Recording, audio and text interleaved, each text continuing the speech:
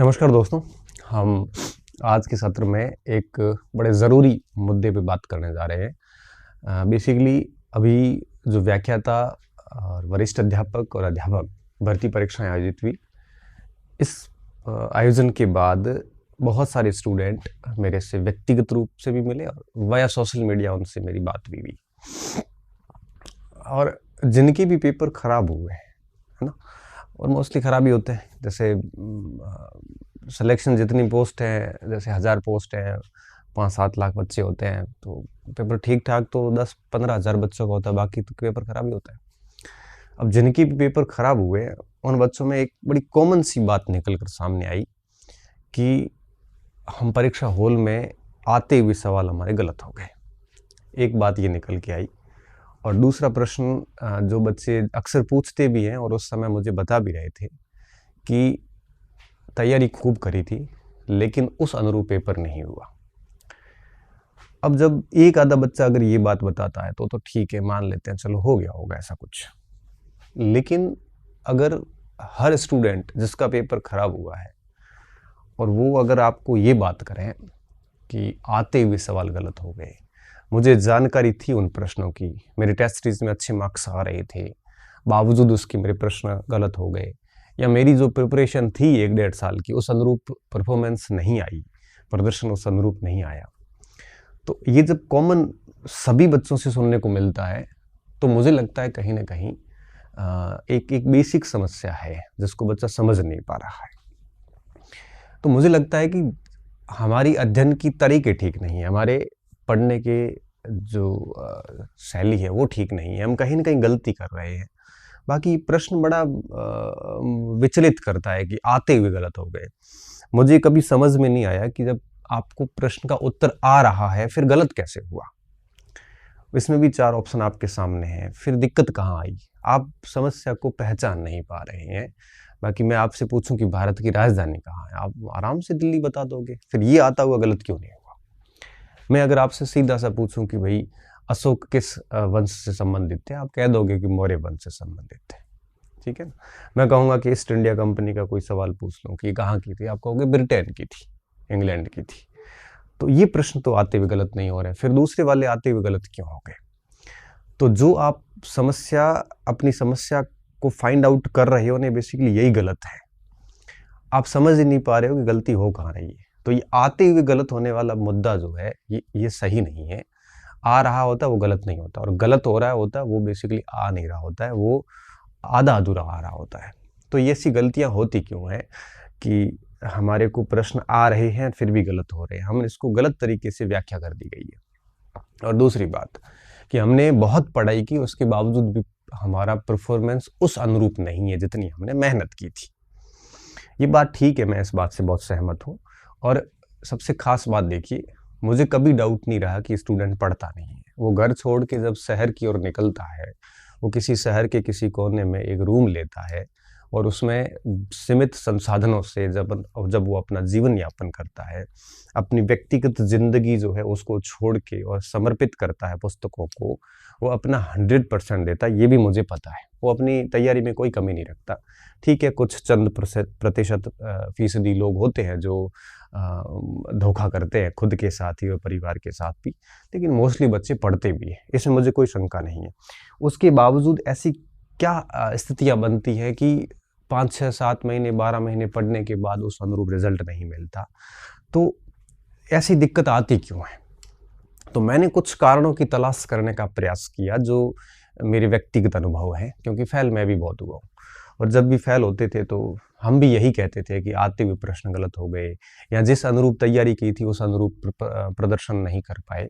तो उन अनुभवों को मैं अब व्यक्त करना चाहूँगा। मैं चाहता हूँ कि आप इसको ढंग से सुने, तो आगामी जो परीक्षाएं आने वाली है उसमें इस प्रकार की शिकायत लेके आप मेरे पास या किसी और गुरुजी के पास ना जाओ, और आप सिलेक्शन ले लो, अच्छे से चयन ले लो अपना।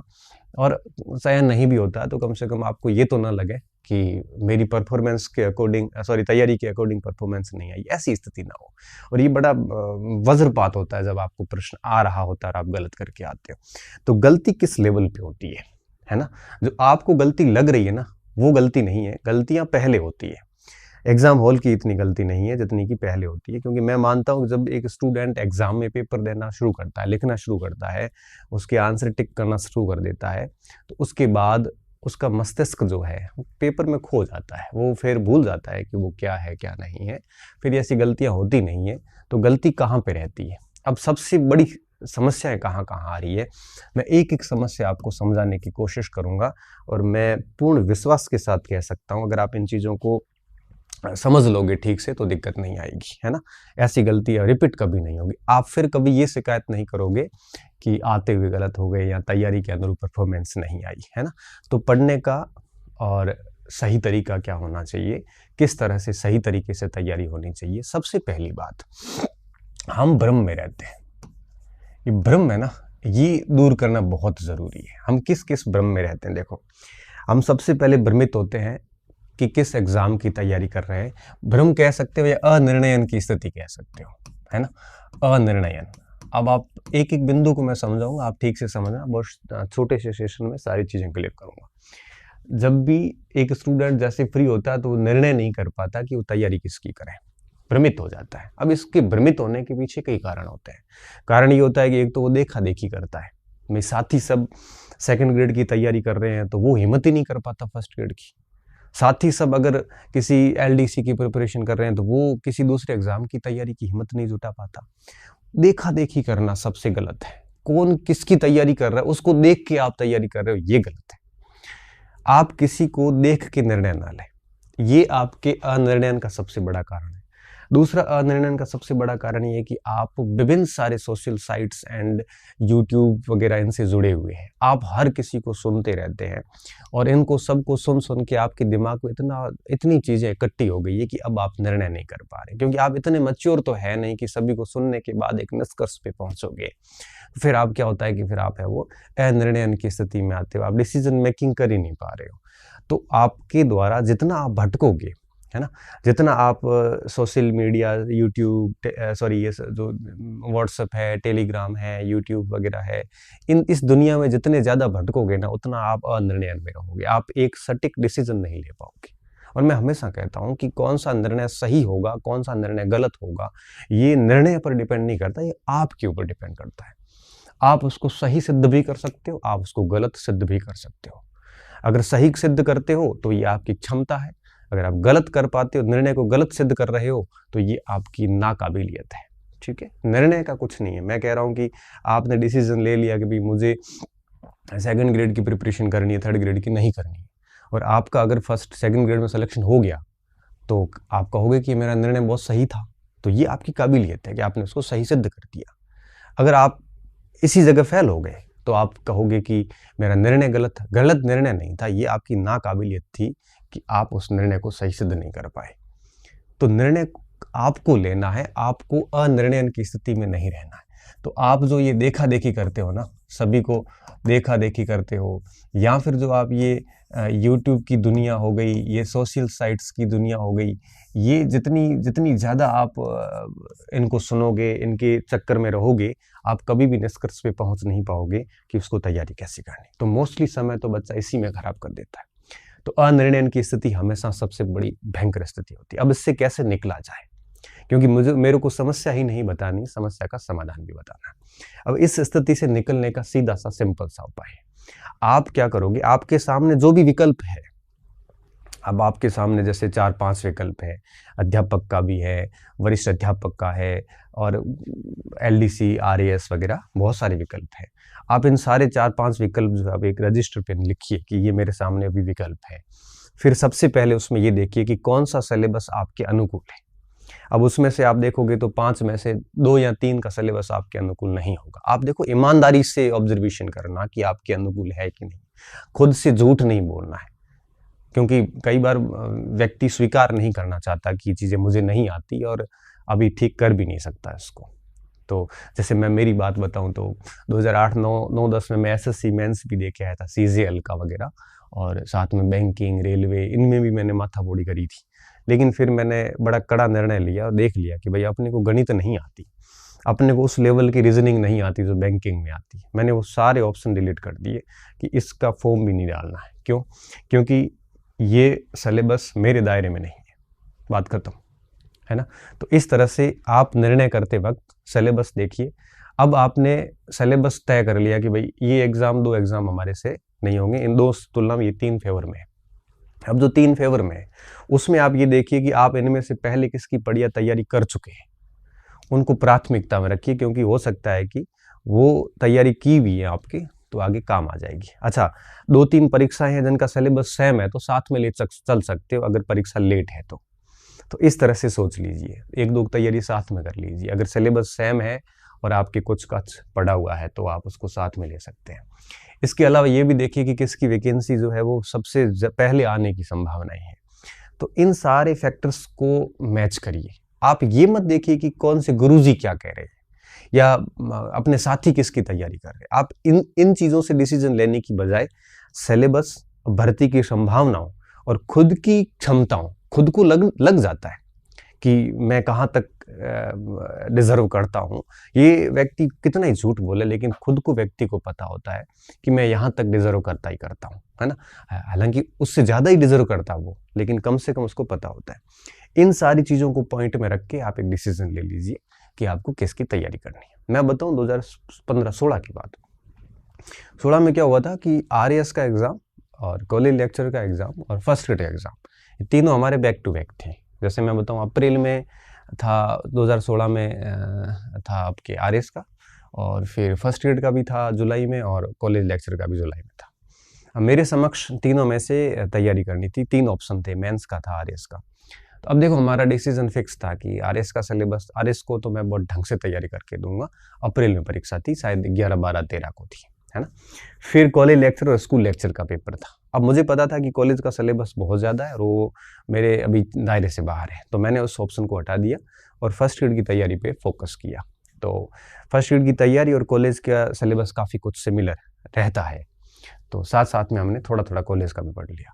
तो रिजल्ट ये निकले कि दोनों में हो गया सिलेक्शन, फर्स्ट ग्रेड में भी हो गया और कॉलेज में भी सिलेक्शन हो गया, फाइनल सिलेक्शन हो गया, और RAS का भी उस इंटरव्यू लेके आए। तो कहने का मतलब ये था कि डिसीजन ले लिया था कि इसकी तैयारी नहीं करनी है। तो ऐसा डिसीजन लीजिए, इस अनिर्णय की स्थिति को हटाएं आप, ठीक है। अब देखो, ये अगर अनिर्णय की स्थिति हट गई तो आधी स्थिति सारी क्लियर हो जाती है कि बस फर्स्ट ग्रेड की करनी है, मतलब करनी है, बात खत्म। फिर पीछे मुड़ के नहीं देखना, आपकी जो लिखा हुआ है वो आपको मिल के रहेगा। और माँ सरस्वती तो अपना ऋण कभी रखती नहीं, ये बात तो आप मान के चलिए। देर सवेर कुछ लेट हो सकता है, लेकिन चीज़ें आपको मिलेगी जिस चीज़ों को आप डिजर्व करते हो। तो भर्ती का निर्णय जो है वो आप समय पे लें, ये बहुत ज़्यादा ज़रूरी होता है।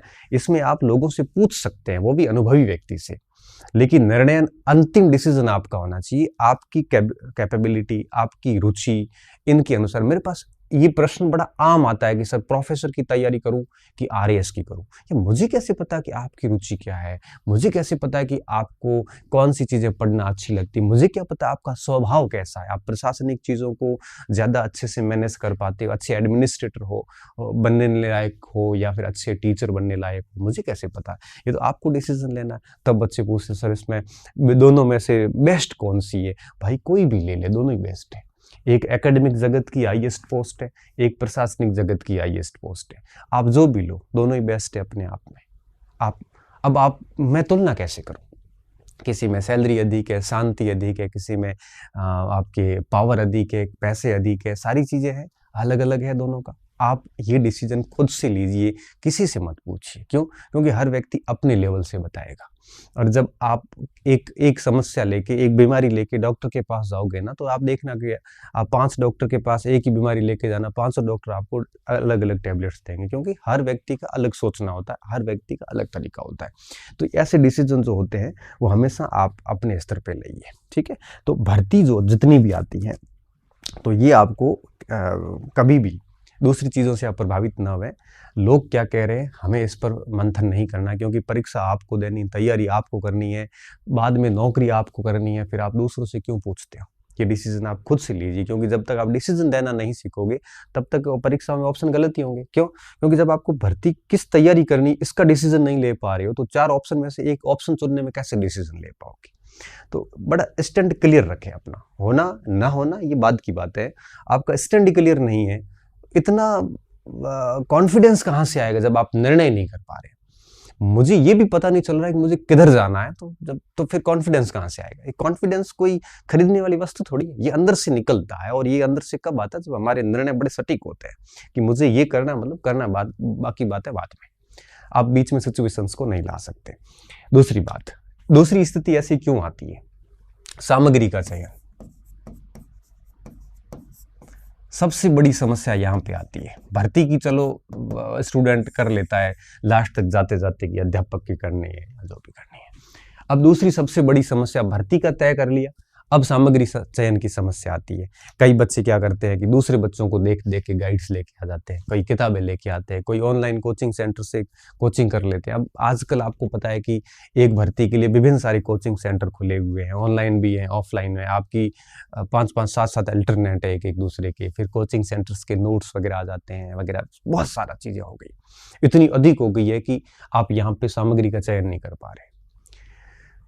अब दिक्कत कहाँ आती है? दिक्कत ये आती है कि जब विकल्पों की अधिकता होती है तो उस जगह निर्णय की आवश्यकता होती है, और आप वहाँ जटिल परिस्थिति में फंस जाते हैं कि फलाना गाइड पढ़ूं, कि फलाना गाइड पढ़ूं, कि किताब पढ़ूं, कि शिक्षक से पढ़ूं, कि किससे पढ़ूं। तो मैं आपको एक बहुत स्पष्ट तौर पे बात बताना चाह रहा हूँ कि आपको करना क्या है। देखो, गाइड का करना है कि पुस्तकें जो आती है, रेफरेंस बुक्स, वो करना है कि कोचिंग सेंटर से शिक्षक से पढ़ना है, कि आपको यूँ कहिए कि किसी नोट्स से पढ़ना है। मैं सारी चीज़ें बताऊंगा, डिसीजन आपको लेना है। अब 4 ऑप्शन आपके पास जनरली रहते हैं, चारों में से क्या करना चाहिए?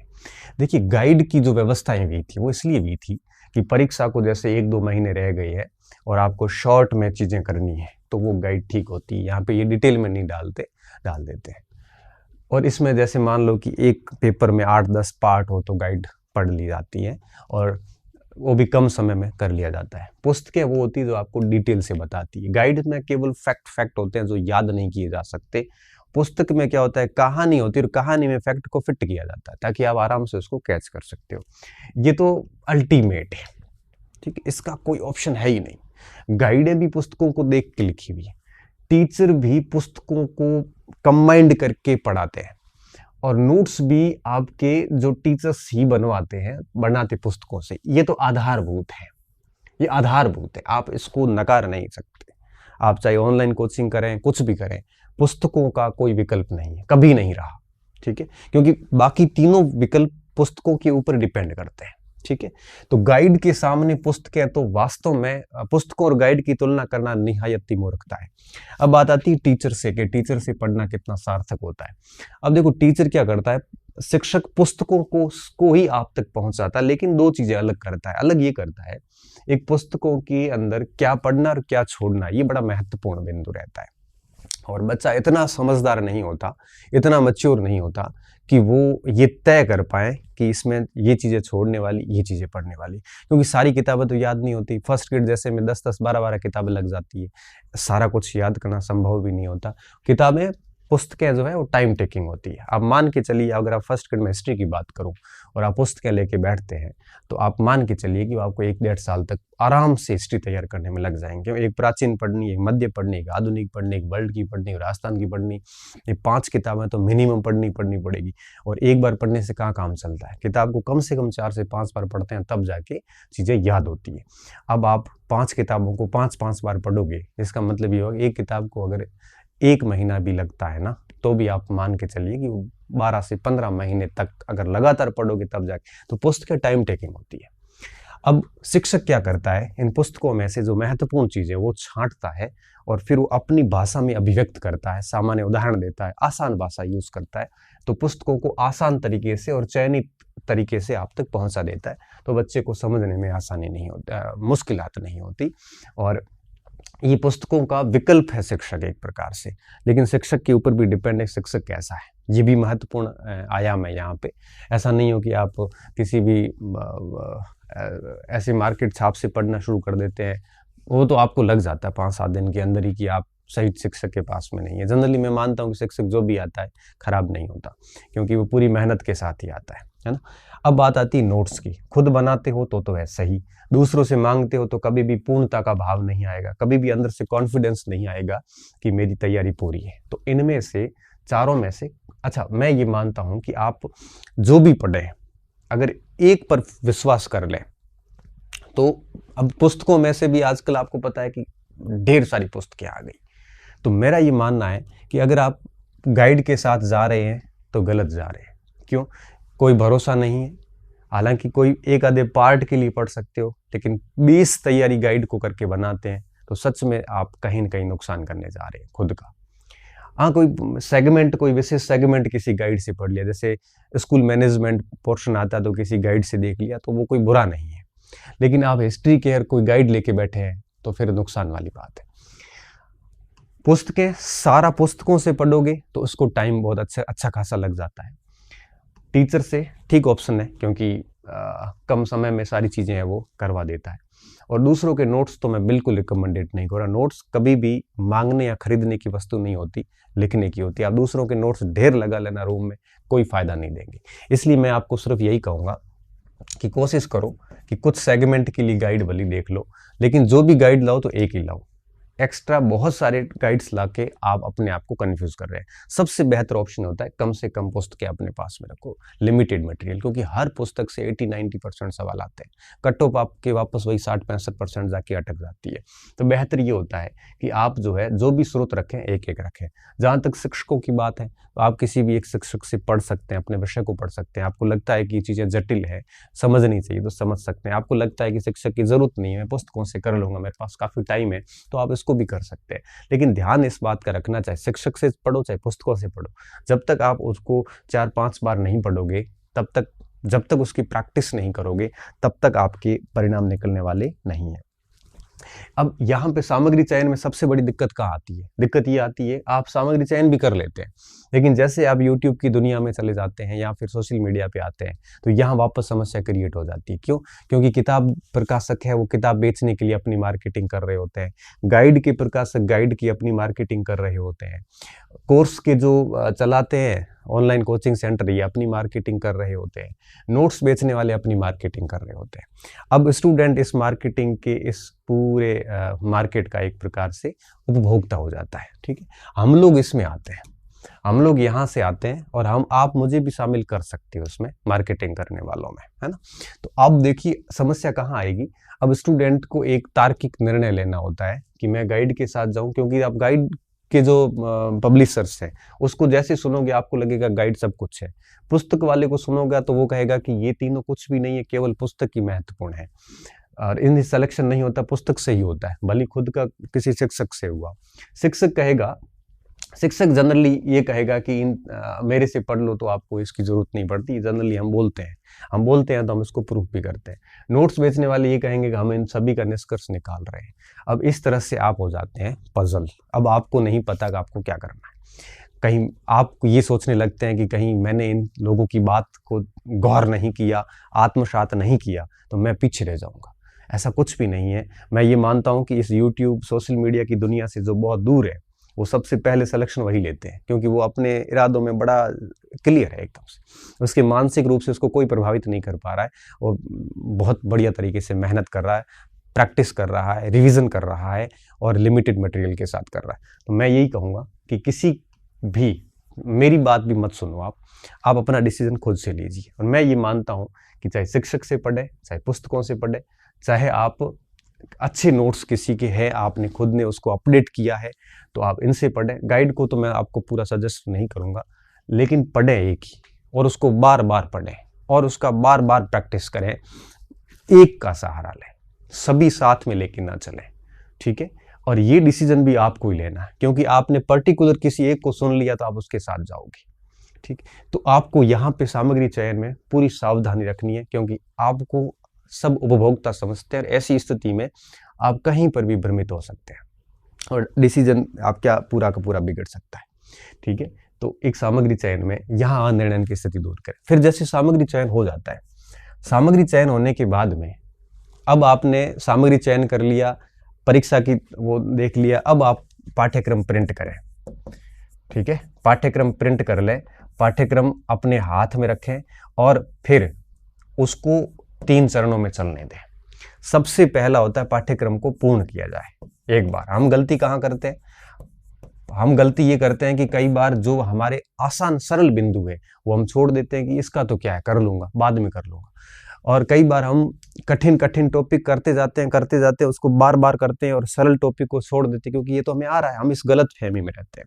और स्थितियां ये बनती है कि परीक्षा जब आती है तो उस कमजोर टॉपिक पढ़े हुए नहीं होते हमारे, क्योंकि हम हमेशा कठिन कठिन टॉपिक, अब मान के चलिए कि अगर 10 टॉपिक के पाठ्यक्रम में 10 में से 3-4 टॉपिक ऐसे जो हमने बिल्कुल पढ़े नहीं, छोड़ रखे हैं उसको कि ये तो बाद में कर लेंगे, ये तो बाद में कर लेंगे, ये तो मुझे आता है, ये तो मैं बाद में कर लूंगा, कुछ पॉइंट्स ऐसे छोड़ देते हैं। और जैसी परीक्षा हॉल में जाते हैं तो वो रिवीजन होता नहीं है, फिर सामान्य प्रश्न पढ़े भी तो होते हैं लेकिन एग्जैक्ट रिवीजन नहीं होता है, तो उस वजह से कंफ्यूजन में जाते हैं और फिर आपकी तीनों, अब वो छोड़ भी नहीं सकते क्योंकि आपके पढ़े हुए सवाल कभी न कभी पढ़े थे लेकिन रिवीजन नहीं किया, ये आपकी गलती थी, वो पॉइंट आपने छोड़ दिए थे और उसके अभाव में वहां पे फिर आपके चारों विकल्प में आप कंफ्यूज हो जाते हैं, 2 विकल्प में कंफ्यूज हो जाते हैं और वहां पे आप मोस्टली संभावना है कि गलती करके आते हैं। तो जब भी आप पाठ्यक्रम पढ़े तो मैं ये मानता हूं कि उस पूरे पाठ्यक्रम में आपको लगता है कि ये 2-3 टॉपिक बड़े हैं और इसमें से एक आधा ही सवाल आता है, तो वो टॉपिक आप भली साइड में कर दो, बाकी 90% जो सिलेबस होता है, 90-95% सिलेबस जो आपने 2-4 टॉपिक साइड में कर दिए, जैसे मैं हिस्ट्री पढ़ता था तो मुझे अच्छे से पता है कि राजपूत राज्य, दक्षिणी भारत, इसमें मैं बहुत लिमिटेड ही पढ़ता था कि भाई मुझे इसकी सिर्फ कला पढ़नी है या इसका प्रशासन पढ़ना, बाकी सारा छोड़ देता था। वो आप चाह के छोड़ते, वो तो छोड़ दिया, बाकी जितना भी है वो आप कंप्लीट पढ़ो, बीच में छोड़ो मत किसी को भी, ऐसे मत छोड़ो कि ये बाद में कर लूंगा, यही आसान है, कोई भी आसान नहीं होता, कोई भी टफ नहीं होता। तो जब भी पाठ्यक्रम आप सिलेबस लाते हो तो इन रिसोर्सेज से आप उस पूरे सिलेबस को कंप्लीट करें, ठीक है। और जैसे ही पाठ्यक्रम पूरा होता है फिर आप कंटिन्यू हो जाए रिवीजन पे, रिवीजन कंटिन्यू चलने दें, ठीक है। जितना आप अभ्यास करोगे और कोशिश करो कि कम से कम 5-7 बार पुनरावृत्ति हो, रिवीजन हो, 5-7 बार रिवीजन होगा तभी जाके वो जो कोर्स आपने 90-95% पूरा किया है वो जाके आपको फायदा देगा। रिवीजन आप कैसे भी कर सकते हैं, 5 दिन पढ़िए, 2 दिन रिवीजन कर लीजिए, या फिर आप टॉपिक पूरा पढ़ के फिर उसको वापस पढ़ लीजिए, कैसे भी कर सकते हैं, या आपके ऊपर है कि आप उसको रिवीजन को कैसे करते हो, या पूरा पढ़ने के बाद फिर वापस शुरू करो, फिर वापस शुरू करो, ऐसा कर सकते हो। और तीसरी चीज होती है अभ्यास। ये 3 चीजें बहुत ज्यादा जरूरी है। अभ्यास कब शुरू होता है? अभ्यास होता है रिवीजन और इसके साथ में। पहले जब पाठ्यक्रम पूरा करते हो तब तक अभ्यास की जरूरत नहीं है ना। आप अभ्यास कब करोगे? रिवीजन के साथ में। कैसे किया जाता है? जैसे मैं एक उदाहरण देके बताता हूँ। जैसे आप इतिहास का एक पाठ पढ़ रहे, सिंधु घाटी सभ्यता, ठीक है। आप सिंधु घाटी सभ्यता के आपके हाथ से नोट्स बने हुए थे या फिर आपने पूरी पुस्तक में से नोट आउट चीजें कर रखी थी, उसको आपने पूरा रिवीजन किया। रिवीजन करने के बाद में आप पुराने पेपर लाइए। अभ्यास हमेशा पुराने पेपर से किया जाता है तो बेहतर है, ठीक है। पुराने पेपर सारे निकाल दिए, फिर आप नए प्रश्नों की तरफ जा सकते हैं। टेस्ट सीरीज से अवॉइड करो अभी स्टार्टिंग में, टेस्ट सीरीज लास्ट में दे दो 2-5 टेस्ट, इसकी ज्यादा जरूरत नहीं है।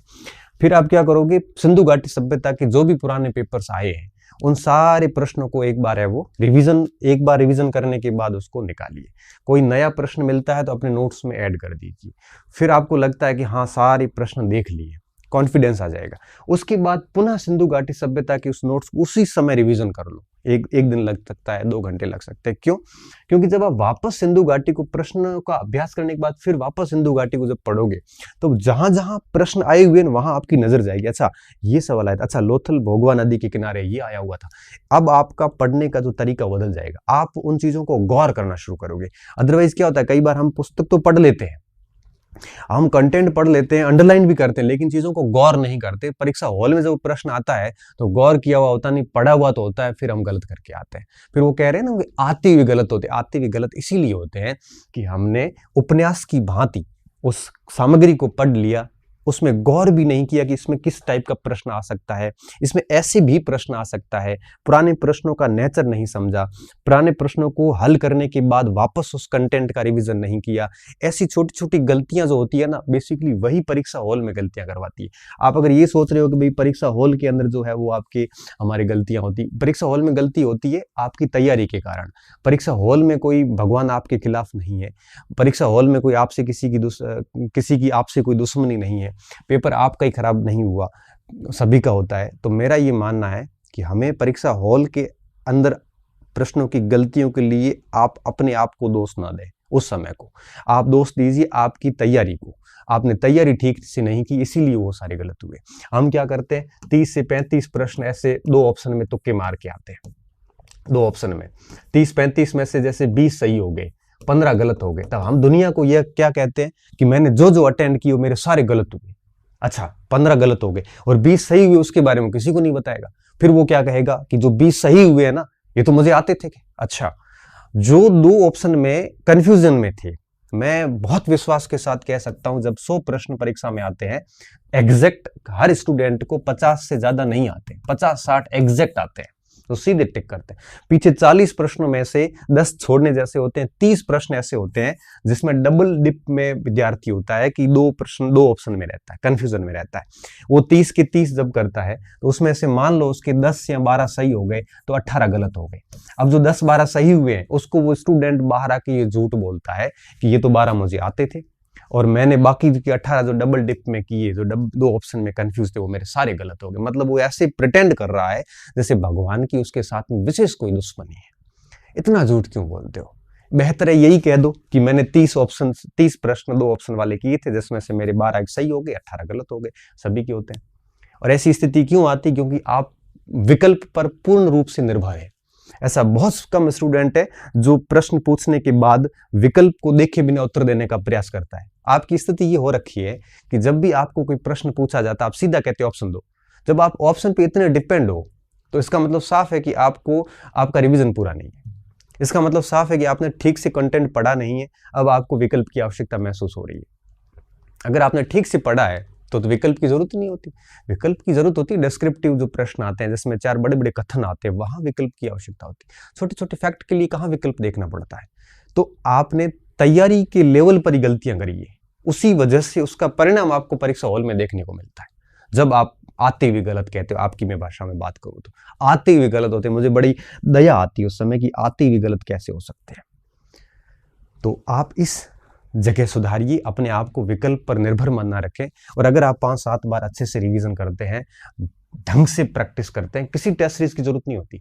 टेस्ट सीरीज का फॉर्मेट अब आया और बड़ा गंदे तरीके से आया। अब स्थिति ये बनी हुई है कि टेस्ट सीरीज का लेवल और परीक्षा एजेंसियों का लेवल मैच नहीं करता। टेस्ट सीरीज वाले यूं ही उलूल जुलूल सवाल बना देते हैं, टफ अंदर से निकालते हैं, सरल सरल छोड़ देते हैं। हम फिर वो इसी अनुरूप पढ़ना शुरू करते हैं और एग्जाम हॉल में जाके कहीं न कहीं मात खा के आते हैं। ये टेस्ट सीरीज पहले हमने तो कभी जिंदगी में नहीं दी। तो बेहतर ये होता है कि पुराने प्रश्नों का ढंग से अभ्यास कीजिए और परीक्षा में जाने से पहले 10, 15, 20 दिन, महीना पहले 2-4 टेस्ट दे दो, आपका टाइम मैनेजमेंट का पता चल जाएगा। बाकी टेस्ट सीरीज का कोई रेलेवेंस नहीं रहा वर्तमान में। हकीकत की बात मैं यही बता रहा हूँ यार। एक कोचिंग सेंटर वाला 40-40 टेस्ट लेता है, इतने प्रश्न बनाएगा कहाँ से? फिर वही प्रश्नों का लेवल नहीं रहता, फिर वही फालतू प्रश्न पूछ लेते हैं, वो इमर्जिंग प्रश्न पूछ लेते हैं जिसका कोई सेंस नहीं होता। हम फिर उस अनुरूप तैयारी करना शुरू कर देते हैं। फिर वो टेस्ट सीरीज का शेड्यूल अलग चलता है, आपका तैयारी का शेड्यूल अलग चलता है, फिर मैच नहीं कर पाते, फिर नंबर कम आते हैं, फिर आप टेंशन में आते हो, फिर फालतू आपका अवसाद वगैरह बहुत सारी चीज़ें जो समस्या का कारण बनती है। तो आप अभ्यास कीजिए पुराने पेपर से, बढ़िया तरीके से कीजिए। 4 किताबें लाइए भले, पुराने पेपर के सारे प्रश्नों को निकालिए। और वो कब करना है? रिवीजन के साथ। पहले कोर्स पूरा करना पड़ता है, वो बाद में ये चीजें साथ में चलती है।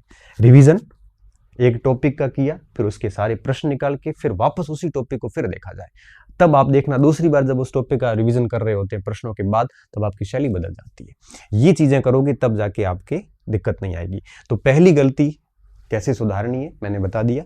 फिर सामग्री का चयन आपको सुधारना है। ये दुनिया, सोशल मीडिया की दुनिया से दूर रह के खुद से डिसीजन लीजिए। और फिर तीसरा आता है पाठ्यक्रम को प्रिंट कीजिए, बढ़िया सा कंटेंट सामग्री का चयन कीजिए, फिर उसको अच्छे से पूरा कीजिए। शॉर्ट नोट्स बना सकते हो तो बनाइए, और फिर 5-7 बार रिवीजन और साथ में अभ्यास। ये चलते रहो आप ऐसे। इस दौरान आप ये मत पूछो परीक्षाएं कब होगी, भर्तियां कब आएगी, कट ऑफ क्या रहेगी, ये अननेसेसरी प्रश्न होते हैं। और ये तीसरा पॉइंट करने के बाद में फिर जो चौथा बिंदु आता है विद्यार्थियों, वो आता है एग्जाम हॉल में फिर क्या करना होता है। ठीक है, अब एग्जाम हॉल की स्थिति आती सबसे लास्ट में जाके। अब परीक्षा हॉल, ठीक है।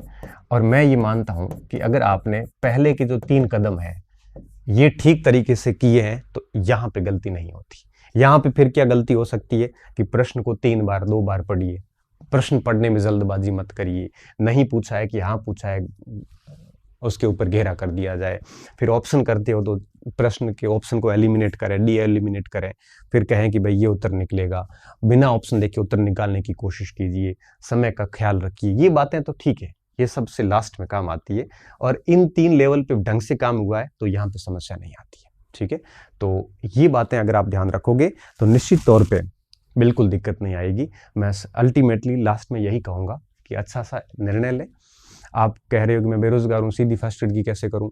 कोई फर्क नहीं पड़ता, सीधी फर्स्ट ग्रेड भी खूब बच्चे बने हैं, हम लोग बने ही थे। हम सेकंड ग्रेड से सीधी फर्स्ट ग्रेड, मैंने अध्यापक की परीक्षा कभी नहीं दी।